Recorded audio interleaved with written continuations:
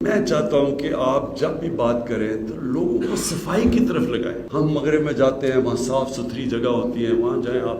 یعنی ہم کیوں نہیں صاف ہو سکتے؟ ہم کیوں نہیں؟ اس پہ کوئی پیسے لگانے کی تو چیز نہیں ہے، یہ تو مائنڈ سیٹ ہے. تو میں چاہتا ہوں کہ جدھر بھی جو بھی موقع ملے آپ ضرور، کیونکہ آپ سب کے پاس آواز ہے، لوگوں کو سمجھائیں کہ جب نبی صلی اللہ علیہ وسلم نے کہا تھا کہ آدھا ایمان صفائی ہے تو کسی وجہ سے کہا تھا. ہم جو وضو کرتے ہیں یہ سمبولک ہے کہ ہم صاف لوگ ہیں. مسجد میں جاتے ہیں کہ اتنے گندے وہ باتھ رومز دیکھ کے وہ کوئی صفائی نہیں، کچھ نہیں، تو ہم اوپر سے اللہ کا نام لے رہے ہیں. اور یعنی وہ جو ہمارے نبی صلی اللہ علیہ وسلم نے بنیادی چیز کہ ہم صاف لوگ ہیں.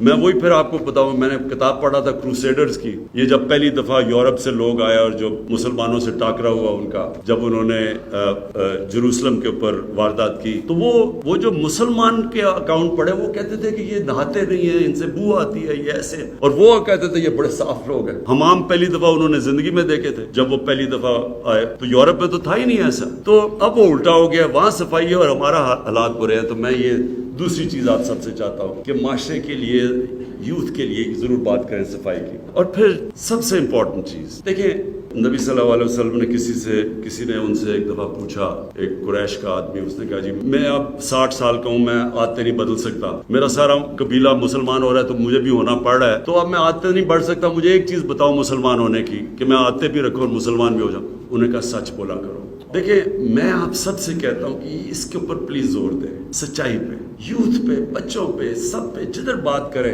آپ کی پھر سے میں کہتا ہوں آواز ہے. یہ جو ہماری، کیونکہ پھر سے میں کانٹراسٹ بتا رہا ہوں، آپ یقین کریں جن ملکوں کو ہم کافر کہتے ہیں وہ بڑے سچے لوگ ہیں. اخبار پڑھا ہوتا ہے، ویسے کوئی بھی نہیں ہوتا وہاں، وہ پیسے ڈالتے ہیں، پیسے رکھتے ہیں اور اخبار اٹھا لیتے ہیں، وہاں تو کوئی پوچھنے والا نہیں ہے. ایک سچائی کا ایک پورا ہمیں جہاد کرنی پڑے، کیونکہ بدقسمتی سے وہاں بھی ہمارے میں، مجھے کئی دفعہ بڑا افسوس ہوتا ہے، ہمارے میں یہ ویلیو جو اتنا بڑا اسلام کا ویلیو ہے سچ، یہ بھی ہم دور چلے گئے اس سے. اور آخر میں جو آپ سے بات کہنا چاہتا ہوں وہ یہ کہ جی لوگوں کو ہمیشہ اتحاد، یونٹی کی بات کریں. نبی صلی اللہ علیہ وسلم نے کیا کیا تھا؟ وہی مسلمان قبیلے تھے، بٹے ہوئے تھے، آپس میں لڑتے تھے.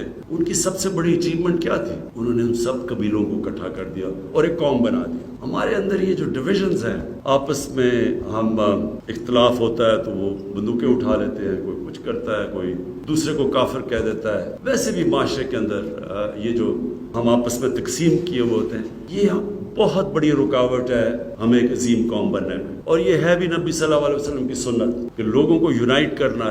رحمت العالمین تھے، سب انسانوں کے لیے رحمت بن کے آئے تھے. وہ تو بلکہ انسانوں کے لیے، صرف مسلمانوں کے لیے نہیں، انسانوں کے لیے رحمت بن کے آئے تھے. تو یہ جو یونائٹ کرنا ہے یہ بہت بڑی ان کی سنت ہے.